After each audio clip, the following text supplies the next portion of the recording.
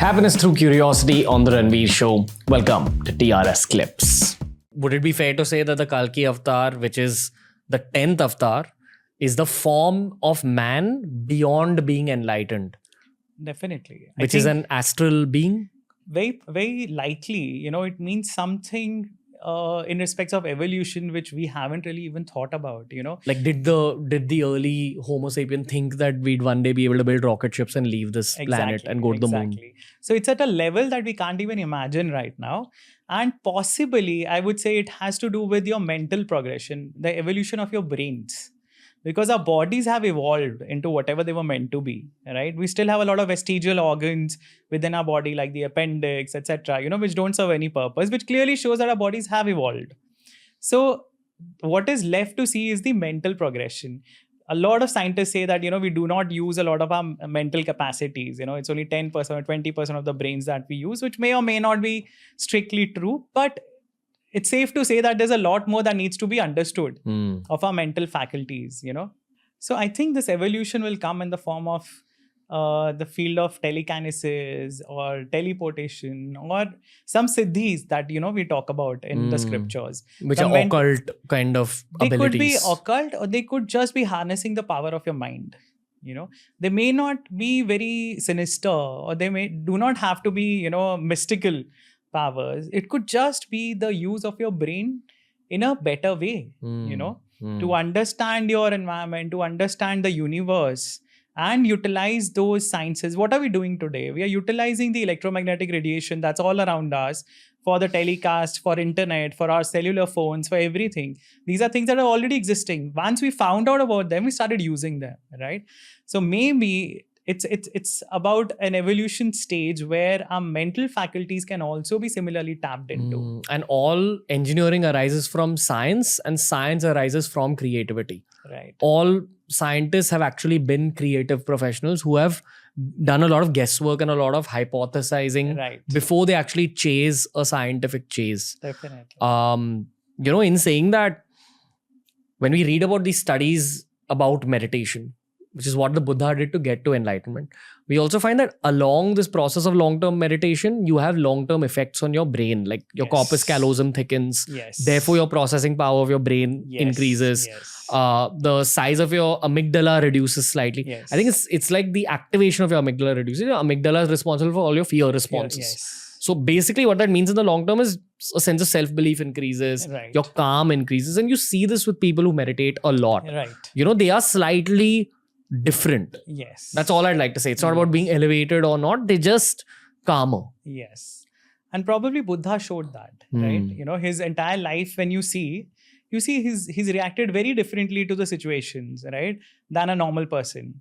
Even the story of Angulimal, where that person is coming with a sword to cut his finger, and the way he responds, the way he handles that situation is very, very suggestive of an enlightened person. And Kalki would be one next level, where it is not just the spiritual enlightenment, your control over your material environment, but your mental faculties, probably a hint of AI as well, for all you know, because now internet connects everybody. The next, futuristic science or sci-fi concepts are about the synthesis of humans and machines. Who knows what it could be? If you feed enough information into AI, it becomes what people call sentient, which means it has feelings, it has emotions.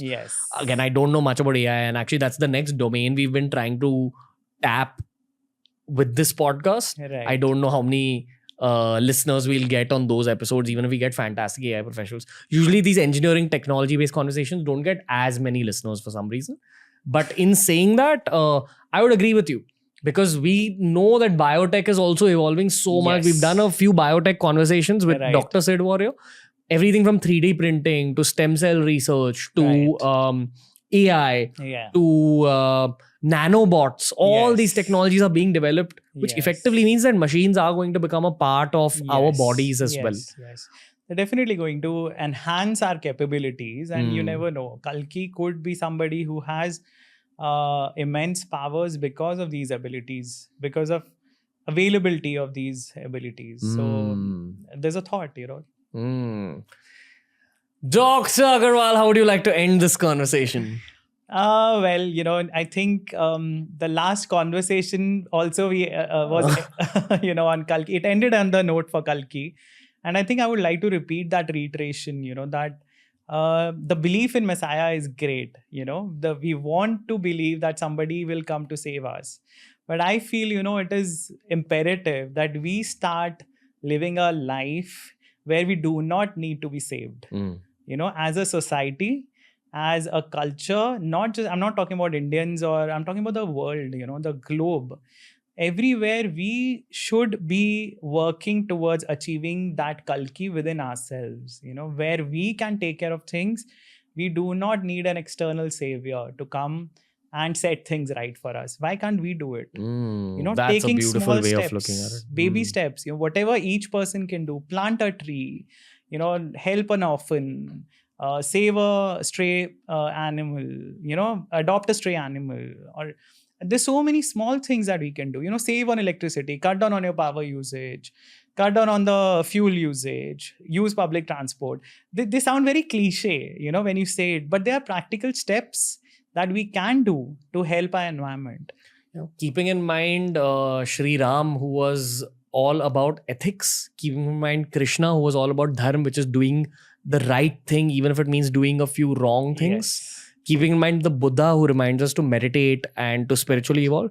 This is the final message of God, which is proactiveness. That wherever you can, you get the job done.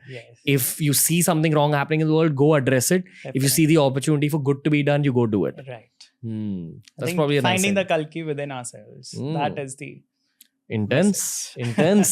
I'd like to end this by saying that you look a lot like Rahul Dravid, and I never told you that. So many times. I wanted to tell you that outside, but I was like, no.